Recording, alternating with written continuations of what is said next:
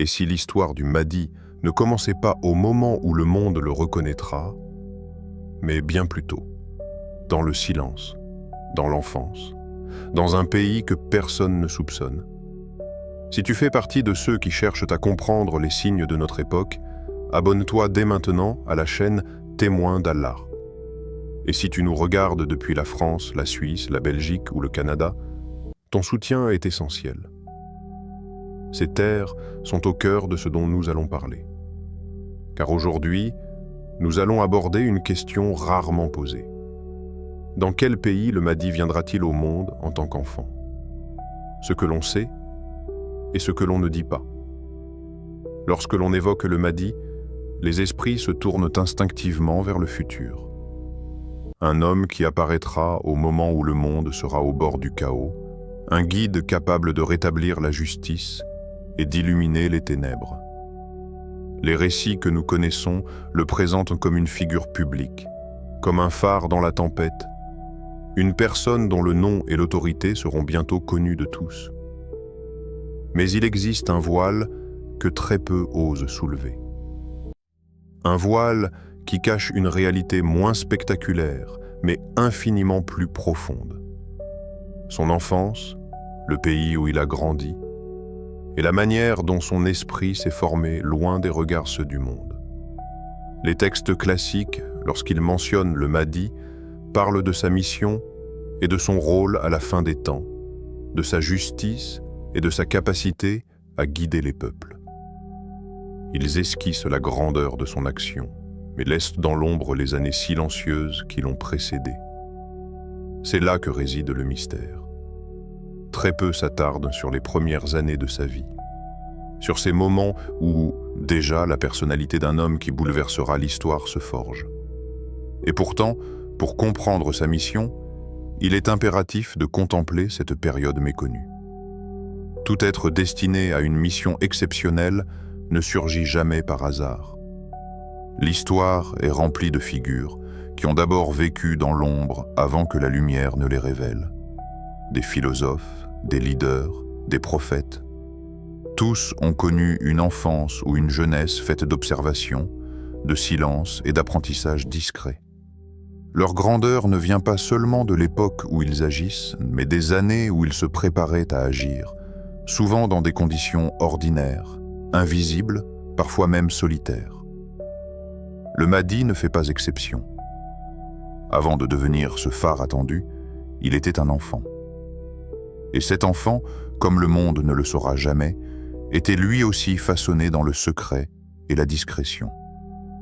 L'une des caractéristiques frappantes qui ressort des récits est que le Mahdi apparaîtra aux yeux des hommes comme un individu ordinaire. Rien dans sa naissance ou dans son apparence ne trahit sa mission.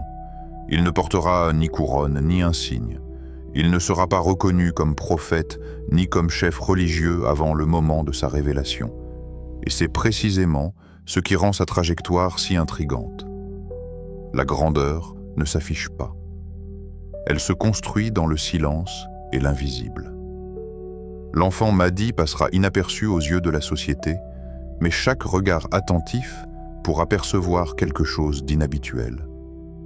Une lucidité précoce, un sens de la justice inné, une sensibilité aux douleurs humaines que peu d'autres enfants ressentent. Et c'est ici que la question devient essentielle. Dans quel contexte grandira-t-il? Dans un pays où l'attente messianique est ancrée dans la culture et la religion, où tout le monde se prépare à sa venue, ou dans un endroit où personne ne soupçonne la présence d'un élu, où les habitants vivent sans jamais se demander si l'un d'entre eux pourrait être celui qui changera le cours de l'histoire. Cette distinction n'est pas anodine. La manière dont un enfant perçoit son environnement façonne son caractère, ses convictions et sa patience. Un enfant qui grandit dans un milieu où il est reconnu pour ses qualités spirituelles vivra une enfance différente d'un enfant qui passe inaperçu, observant le monde et se confrontant à des injustices qu'il ne peut encore comprendre pleinement. Le contraste est frappant. Dans un pays où l'attente du Mahdi est vivante, l'enfant pourrait être guidé, entouré, peut-être même encadré par des figures qui reconnaissent en lui un destin particulier. Mais ce scénario comporte ses propres défis. La pression sociale, l'adulation précoce, les attentes irréalistes. À l'inverse, dans un pays où personne ne sait qu'il est un élu, il grandit dans l'anonymat, la discrétion et parfois l'incompréhension. Ces années solitaires forgent un esprit indépendant, capable de discerner le vrai du faux par lui-même, d'observer les comportements humains et de développer une sagesse qui ne dépend pas de l'admiration ou de la reconnaissance des autres. Cette invisibilité peut être une bénédiction déguisée. Le monde extérieur n'est pas encore prêt pour ce qu'il deviendra. Et ce n'est pas simplement une question de sécurité physique. Il s'agit de la préparation psychologique et spirituelle. La patience, la persévérance, la capacité à observer sans juger, à comprendre sans imposer. Toutes ces qualités se développent dans l'ombre, lorsque l'enfant Mahdi vit parmi des gens qui ignorent tout de lui. C'est dans ce silence que se construit l'âme d'un guide futur, capable de résister aux pressions et aux illusions du monde adulte. Et au-delà de l'environnement social, il y a la dimension culturelle. Les traditions, les coutumes, les habitudes d'un pays influencent la manière dont un enfant perçoit le monde. Si le Mahdi grandit dans un endroit où la foi est minoritaire, où les repères moraux sont parfois fragiles, il apprendra à naviguer dans un environnement complexe, à identifier les valeurs universelles qui transcendent les cultures et les religions. Il apprendra à reconnaître l'injustice non seulement lorsqu'elle est flagrante, mais aussi lorsqu'elle est subtile, cachée derrière des normes sociales ou des routines acceptées. Cette expérience deviendra un atout fondamental lorsqu'il sera appelé à réformer le monde. Enfin, réfléchir à l'enfance du Mahdi nous amène à considérer l'importance de l'ordinaire. Avant d'être reconnu, il est un enfant comme les autres, partageant les mêmes jeux, les mêmes peines et les mêmes découvertes. Mais chaque geste, chaque observation, chaque émotion vécue contribue à la construction d'un être exceptionnel. Cette ordinarité apparente est en réalité le terrain sur lequel se développe la grandeur future. Le monde voit un enfant ordinaire, mais l'histoire, la destinée et la mission divine tracent déjà son chemin. Ainsi, ce que l'on sait du Mahdi se concentre sur la fin de son histoire. Mais ce que l'on ne dit pas est tout aussi crucial. Son enfance, le lieu où il grandit, la manière dont il est façonné par l'ombre et l'anonymat. Ce sont ces années qui détermineront sa capacité à guider, à discerner, à aimer et à réformer. Et comprendre cela, c'est comprendre que la lumière ne surgit jamais sans avoir traversé les ténèbres. Le pays, terre de foi ou terre d'oubli. Lorsque l'on évoque l'enfance d'un enfant destiné à changer le monde, on imagine instinctivement des lieux baignés de spiritualité. On pense à des terres anciennes, où la foi est présente dans chaque pierre, chaque rituel, chaque parole des habitants. Pour le Mahdi, beaucoup imaginent le Moyen-Orient, berceau historique des prophètes et des civilisations religieuses. Pourtant, la réalité pourrait être bien différente. Rien, dans les textes ou les récits, ne confirme qu'il naîtra dans un endroit célèbre pour sa religiosité ou sa piété visible. Au contraire, plusieurs indices laissent entendre que sa naissance et son enfance pourraient se dérouler dans un pays de contradictions, où la lumière de la foi coexiste avec l'ombre de l'indifférence. Imaginez un endroit où la religion existe, mais n'est jamais dominante, où les mosquées et les écoles religieuses ne définissent pas la société entière, et où la spiritualité se vit souvent en marge, dans le secret de quelques familles, ou dans la conviction silencieuse de certains individus. Ici, la foi est réelle, mais fragile, exposée aux doutes et aux critiques, marginalisée par un environnement qui la considère parfois comme démodée, voire suspecte. C'est dans cette atmosphère de tension entre croyance et oubli que l'enfant Mahdi grandira, observant les fissures de la société autour de lui et ressentant un écho en lui-même, une sensibilité particulière face à l'injustice et à l'indifférence. Ce pays ne se résume pas à une simple opposition entre foi et laïcité. Il est marqué par la pluralité des pensées et des pratiques, par la diversité culturelle et religieuse, mais aussi par des contradictions troublantes. Des communautés vivent côte à côte, parfois en harmonie, parfois en rivalité. Et cette coexistence crée un environnement où le discernement devient vital.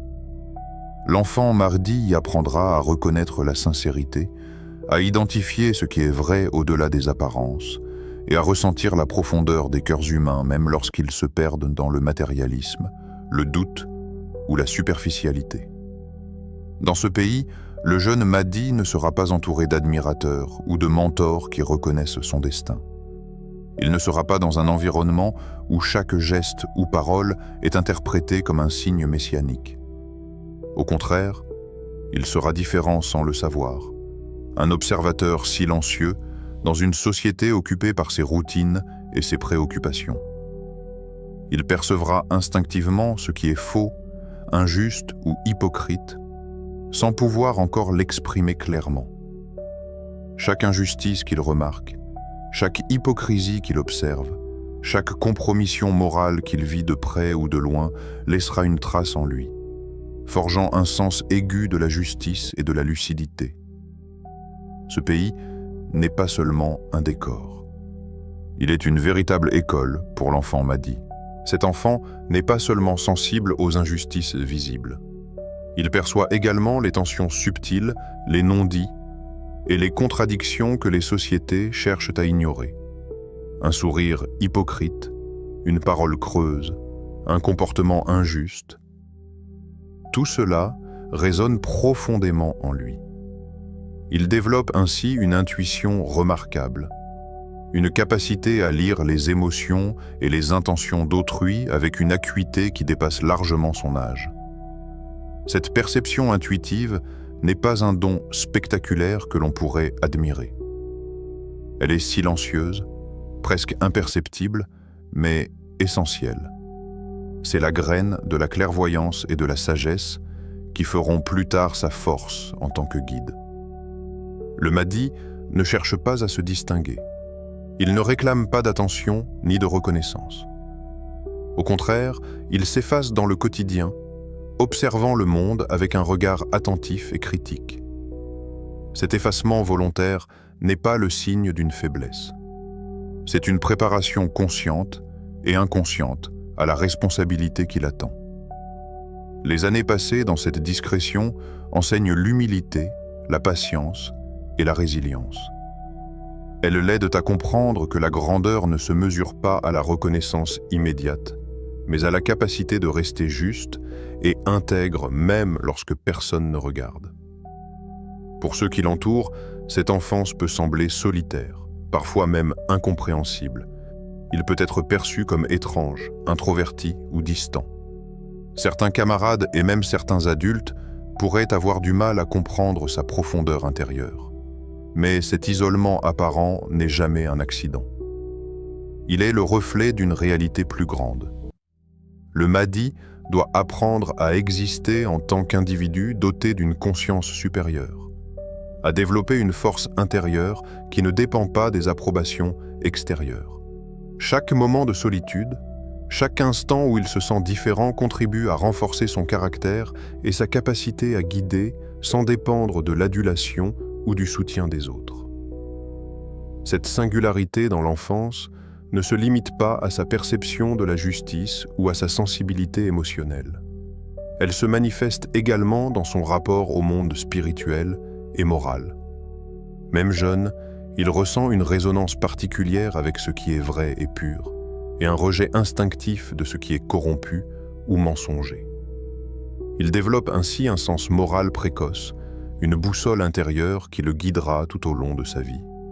Ce sens de discernement est un outil puissant, car il lui permettra de naviguer dans des sociétés complexes et imparfaites, de reconnaître les pièges de l'hypocrisie et de se tenir fermement dans ses convictions malgré les pressions et les contradictions du monde extérieur.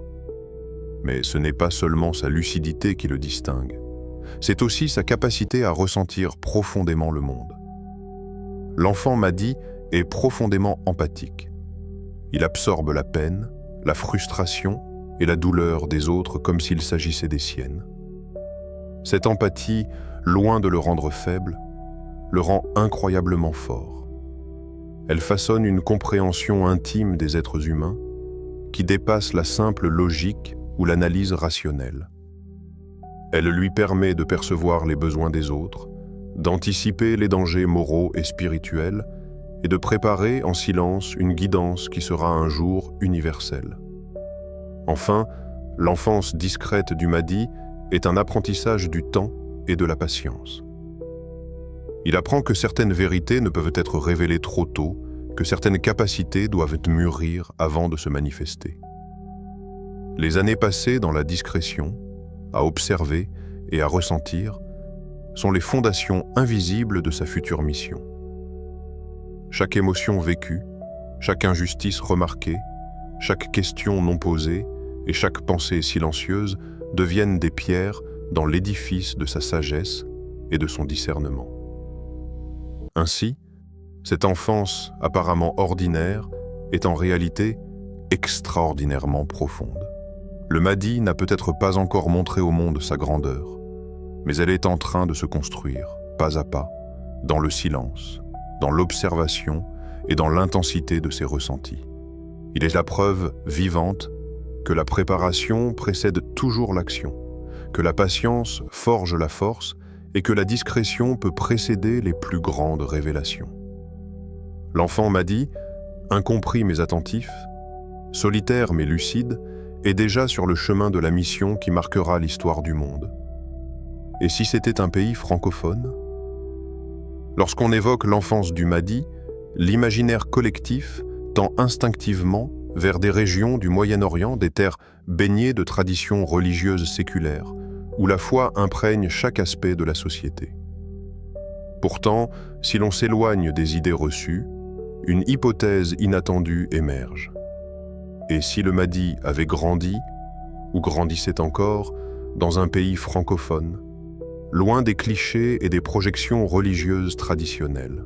Cette idée peut surprendre, déranger, voire sembler improbable, mais elle mérite d'être explorée avec attention, car un environnement moins visible sur la scène spirituelle internationale pourrait bien offrir le terrain le plus formateur pour un enfant destiné à une mission exceptionnelle.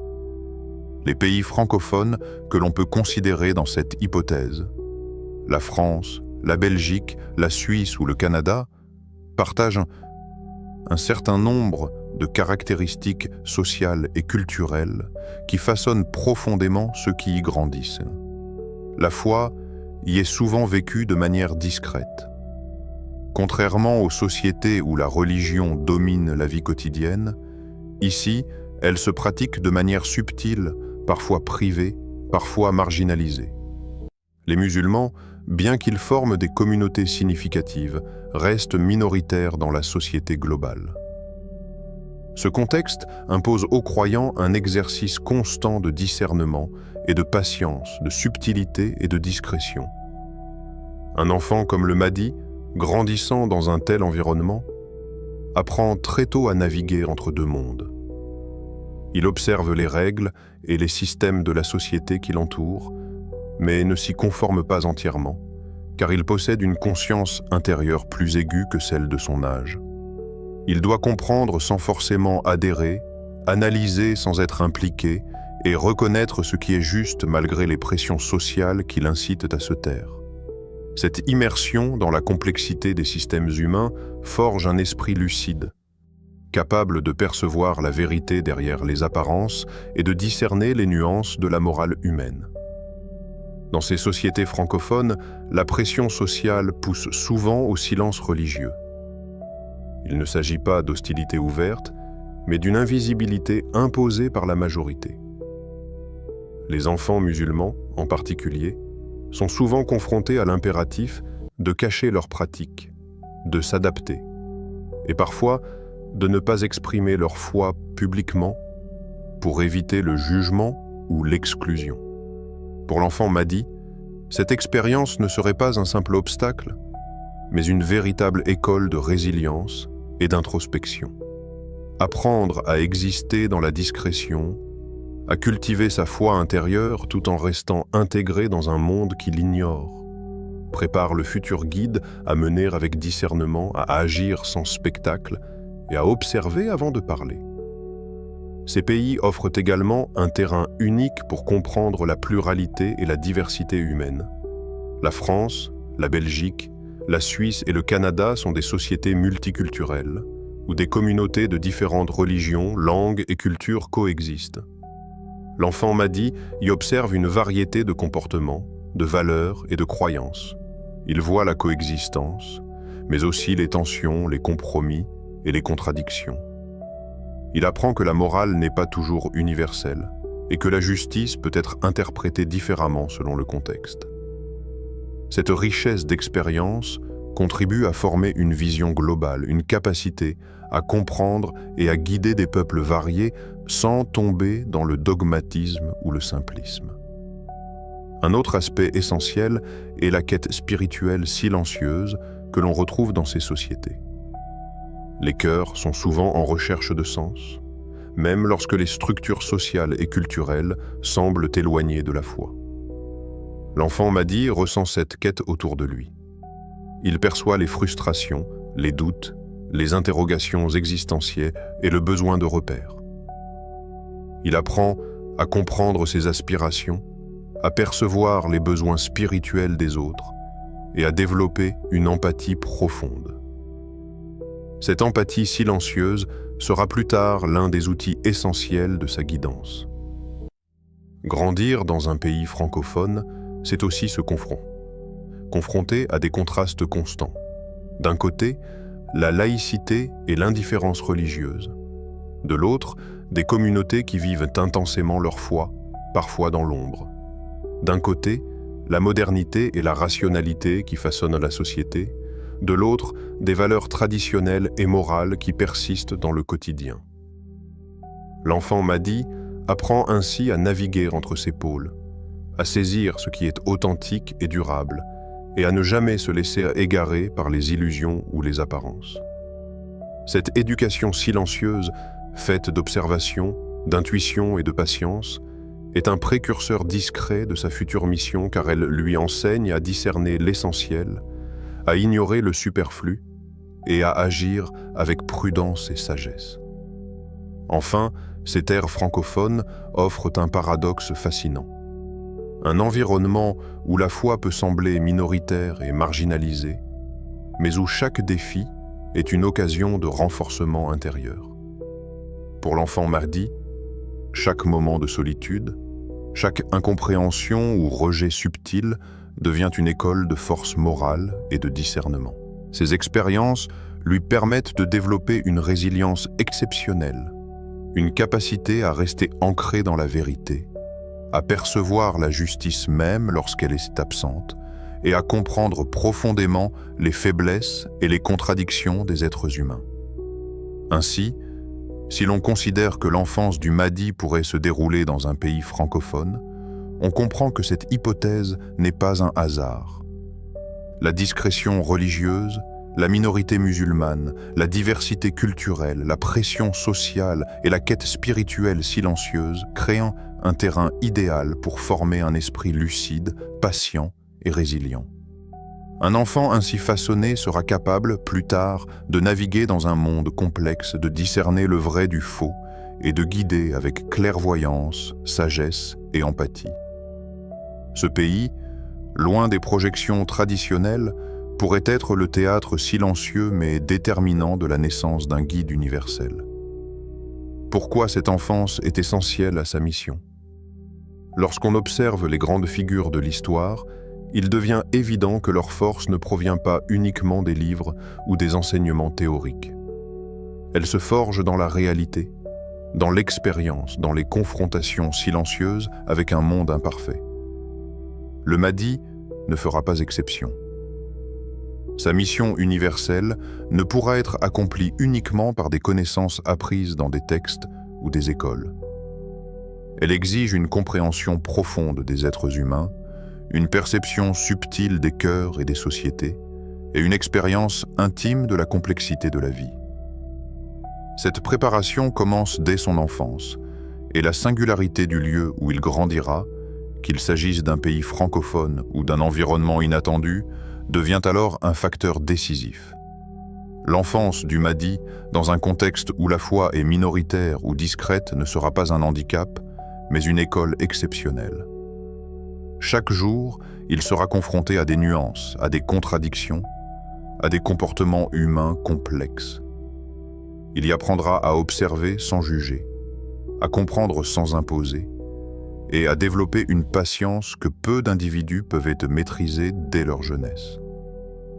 Il comprendra ce que signifie vivre dans un environnement où les valeurs spirituelles sont parfois marginalisées, où la pression sociale pousse au silence, et où la foi doit se cultiver dans l'intimité.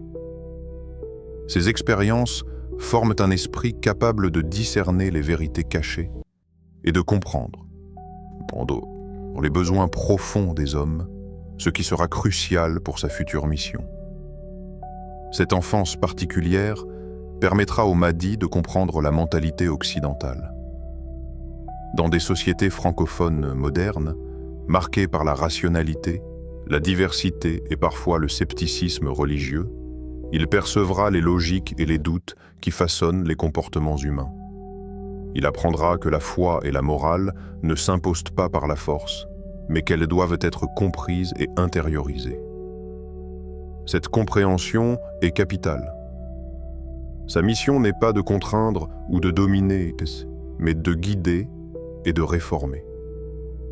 Il saura identifier les résistances, les craintes et les malentendus, et parler à ceux qui doutent avec une clarté et une patience qui dépassent la simple rhétorique.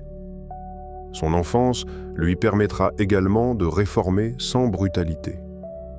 Beaucoup imaginent la réforme comme un choc soudain, une révolution éclatante.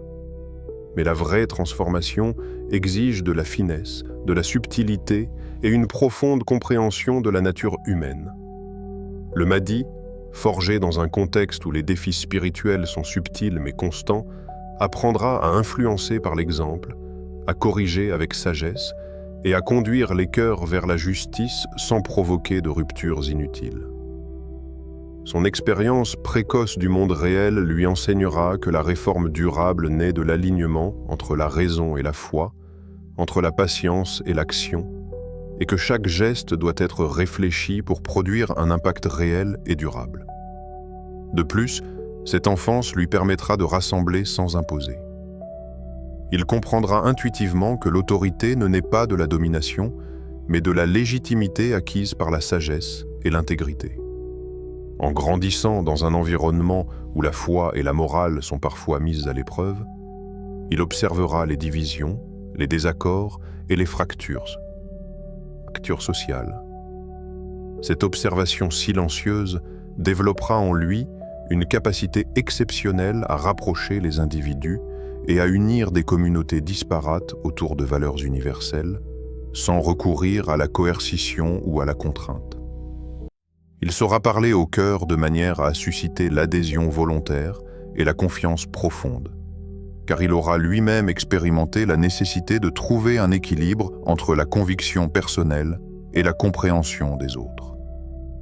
Il est important de souligner que cette préparation dans un environnement inattendu est ce qui distingue la mission du Mahdi des attentes traditionnelles. Beaucoup imaginent un Mahdi né dans un contexte spirituel parfait, entouré de mentors religieux, d'une communauté attentive et d'une société prête à le reconnaître. Mais une telle enfance aurait limité sa capacité à comprendre les défis réels de l'humanité.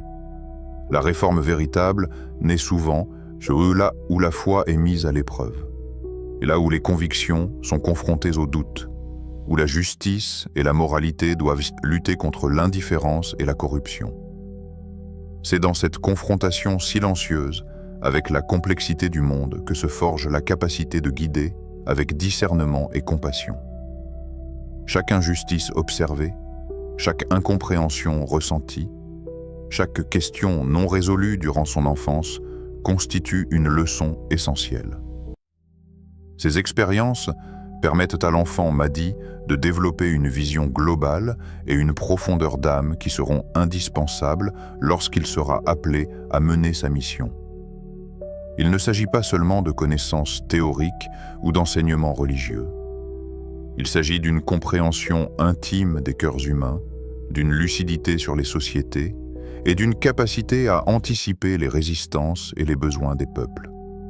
Ces qualités ne peuvent se développer que dans un contexte où l'enfant est confronté à la réalité, à la diversité et à la complexité de la vie.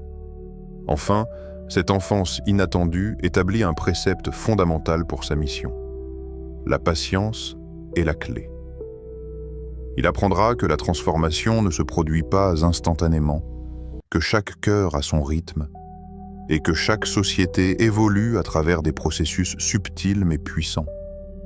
Cette patience, cultivée dès l'enfance, sera l'un des piliers de sa guidance, car elle permettra au Mahdi de guider le monde avec constance, discernement et efficacité, sans céder à l'impulsivité ou aux réactions immédiates. Ainsi, l'enfance du Mahdi n'est pas une période de simple innocuité. Elle est essentielle à sa mission, car elle forme un esprit capable de comprendre, de guider, de réformer et de rassembler. Chaque expérience, chaque observation et chaque défi vécu dans cette période silencieuse prépare le futur guide à accomplir sa mission avec une profondeur, une patience et une lucidité que seuls les véritables élus possèdent. Le Mahdi n'est pas façonné uniquement par les livres ou les traditions, mais par la vie elle-même, dans toute sa complexité et ses contrastes. Et si le Mahdi avait déjà été cet enfant silencieux dans une école ordinaire, dans une rue que personne ne remarque, dans un pays que personne n'associe aux grandes promesses divines, l'histoire nous a appris une chose.